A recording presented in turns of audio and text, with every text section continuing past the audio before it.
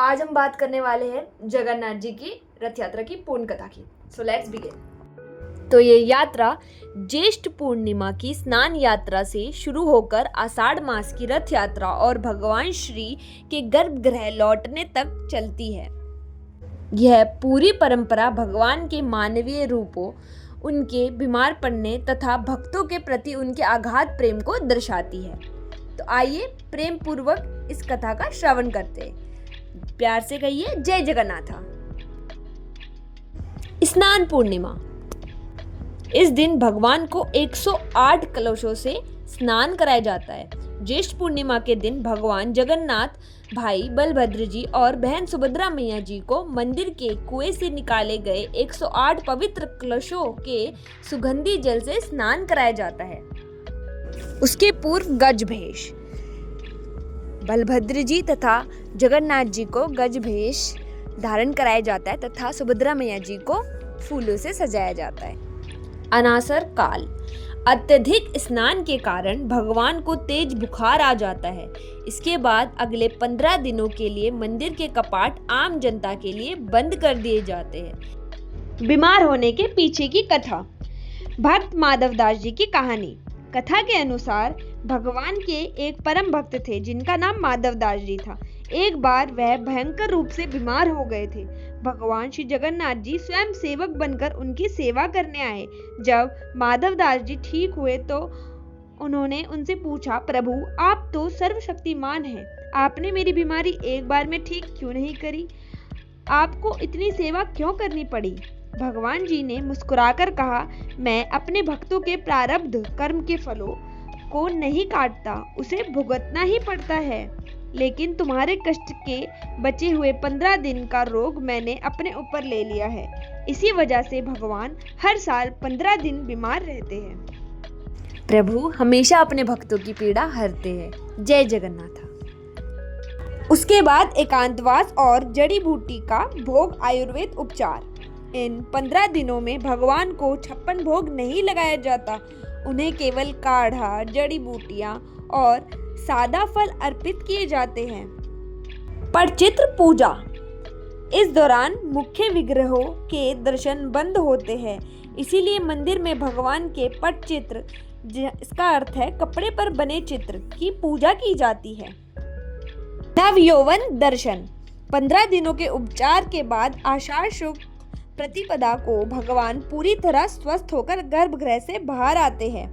इस दिन भगवान की आंखों को अंतिम रूप से रंगा जाता है और भक्त उनके नव यौवन रूप के दर्शन करते हैं।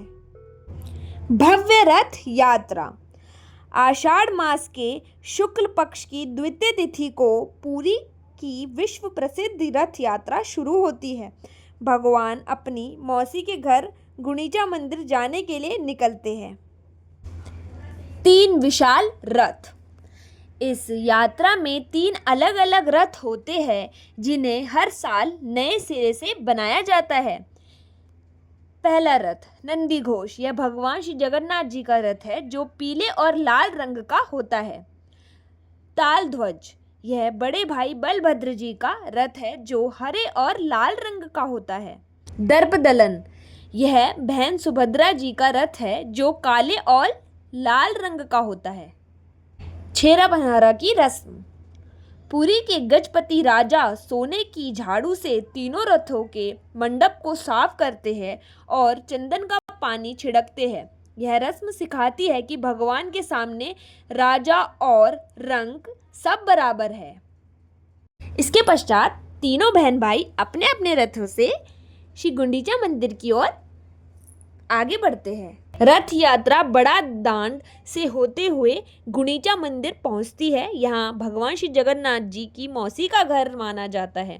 यहाँ तीनों भाई बहन 9 दिनों तक रुकते हैं। मौसी माँ मंदिर और पौड़ा पीड़ा। रास्ते में रथ मौसी माँ मंदिर पर रुकता है जहाँ भगवान को उनका पसंदीदा पौड़ा पीड़ा, एक विशेष प्रकार का पका हुआ केक, भोग लगाया जाता है जो कि प्रभु को बहुत प्रिय है। बहुड़ा यात्रा। 9 दिनों के प्रवास के बाद आषाढ़ शुक्ल दशमी को भगवान वापस अपने मुख्य मंदिर की ओर लौटते हैं। जिसे बहुड़ा यात्रा कहा जाता है। सुनावेश। मंदिर लौटने पर भगवान को रथों के ऊपर ही सोने के भारी आभूषणों से सजाया जाता है, जिसे देखना बेहद कल्याणकारी माना जाता है। अधरपड़ा।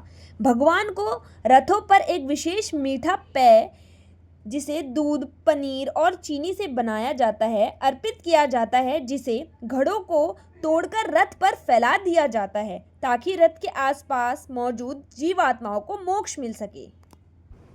श्री मंदिर लौटते समय माता लक्ष्मी जी और प्रभु के बीच में एक प्यारी सी नोकझोंक होती है, जिस रस्म को नीलाद्री विजय कहा जाता है। मैया प्रभु से नाराज इसलिए होते हैं क्योंकि प्रभु उन्हें बिना बताए 9 दिनों के लिए अपनी मौसी के यहाँ चले जाते हैं। जब प्रभु वापस मंदिर लौटते हैं तो माता लक्ष्मी जी मुख्य द्वार को बंद कर देती है और उन्हें अंदर नहीं आने देती। भैया बलभद्र जी और माता सुभद्रा जी को तो मैया अंदर आने देती है, परंतु जगन्नाथ जी को मैया अंदर नहीं आने देती है। तो प्रभु उन्हें मनाने के लिए श्रृंगार तथा रसगुल्ले लाते हैं और प्यार से अर्पण करते हैं तथा माता लक्ष्मी जी इस मीठे उपहार को स्वीकार कर लेती है और उनका गुस्सा शांत हो जाता है और मैया मुस्कुराकर प्रभु को अंदर प्रवेश करने की अनुमति दे देती है। फिर प्रभु गर्भगृह में अपने सिंहासन पर विराजमान हो जाते हैं और ये पूरी उत्सव यात्रा संपन्न हो जाती है। जय जगन्नाथ। ऐसी और इन्फॉर्मेटिव वीडियोस के लिए please like, comment and subscribe. Radhe Radhe.